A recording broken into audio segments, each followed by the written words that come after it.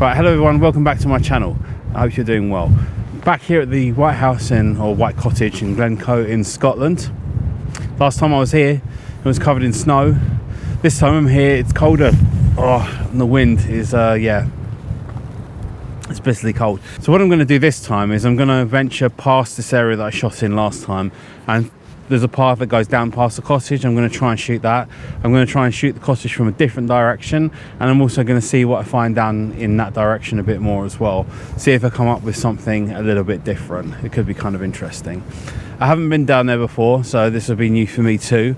And let's see what we find. It would be nice if I could find like a different perspective, a different way of looking at things. And one of the techniques that I used to use in portraiture quite a lot, especially environmental portraiture outdoors, was to try and take a different perspective on things, try and have a different look, and that's usually works quite well.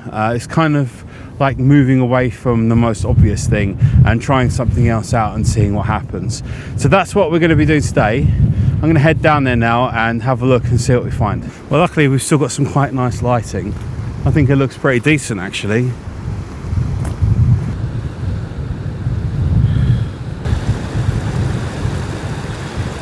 Okay, so as I come over to the other side now, what I've seen is the path that goes to the house looks really quite nice. See the white cottage over here, and it's got this path leading towards it. So what I'm going to do is use this as more of a storytelling image. There's a path leading to the house, and then you've got the mountains in the background. That gives you foreground, middle ground, and background. The foreground being the path that leads you in, the middle ground being the cottage itself, the background being the mountains in the background. So for me, that makes a really good shot. I really do like images that have strong middle ground content. So I'm hoping that this is going to be a nice shot, this. I'm going to take it handheld because there's no reason not to really. It's still pretty bright at the moment. The only thing I want to make sure I get right with this is my height. I want to make sure that I emphasize the path enough, but I don't want to make the cottage look too small either at the same time. So I have to try and get that just right. So that might take a little bit of experimentation to try and get that into the right place, but let's see what I can do. Right, so I've got my 5D Mark II with the 17-40 f4 on it. I'm going to be shooting at f8 for this shot, and because the sky's really bright, I'm going to be doing a bracketed shot. So I'm going to do 3 exposures, one with 2 stops above and one with 2 stops below. I'm going to do it handheld because there's no problem with doing handheld bracketed shots. As long as you try to keep steady, it's fine. I've not ever had a problem with doing bracketed shots handheld. The only time when you get into difficulties is if the shutter speed gets too low, especially on your brightest exposure, which will have the longest shutter speed. Then that could cause some problems, so then you might want to use a tripod. I mean, I have got another tripod with me, then it might cause some problems. One advantage to doing it handheld though, not using the tripod, is that you can much more easily experiment with your compositions, and you can take a few shots at different angles more easily. That's an advantage, and I quite like that.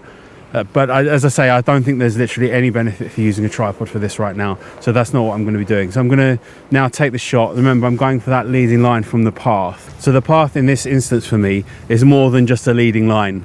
A leading line is something that directs your eyes, but for me this is a storytelling element because it goes somewhere, and that means it has a little bit more interest than just a simple leading line. So anyway, let's go ahead and get this shot now and see what it looks like. Okay, so I shot that at the kind of chest height, but I really want to try and get an angle that's much lower down as well.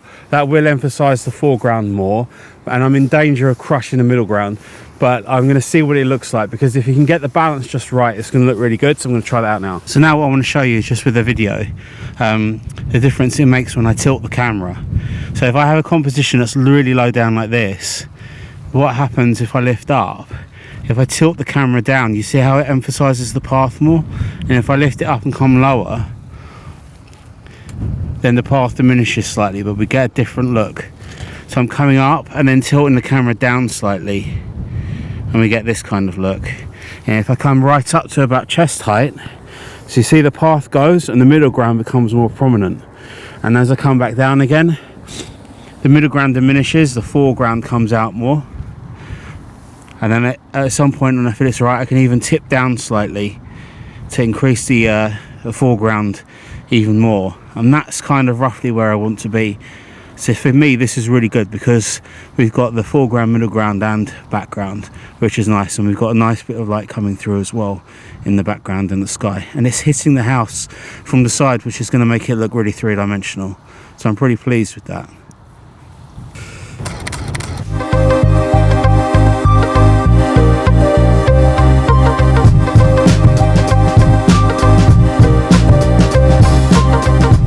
Right, so in the end I thought that was definitely worth it. I genuinely hadn't walked that far over before. I've been over the bridge, but just down to where the river is, but I've never been that far along. But knowing that there's got to be a footpath going there, that was the kind of shot I was looking for. I wanted to get something that was more storytelling like that, and I got it. And hopefully that might be my favourite image that I've shot of the white cottage here, and it's something a little bit different. I haven't seen anyone shoot that before. It's probably been shot, but I haven't seen it before. I think what it does emphasize is the importance of going around and looking at what you're shooting and examining it from different angles and seeing what you can find. I think one of the mistakes that we all make in landscape photography and in photography in general is that we tend to take our subjects for granted, in the sense that we see something, we look at it and think, yep, that's the shot, and then we get that shot, and because we're satisfied with that, we don't explore any further. And it's really important that we do, to keep looking around, trying to see what we can find and see, is there something more interesting, especially when it comes to locations that have been shot a lot like this. I think it really can make a difference if you can. It's not even a case of bringing something new to a subject, it's just you finding a shot that's yours. And for me, that's what that one was, because everything I've shot here previously has been fairly standard, I'd say.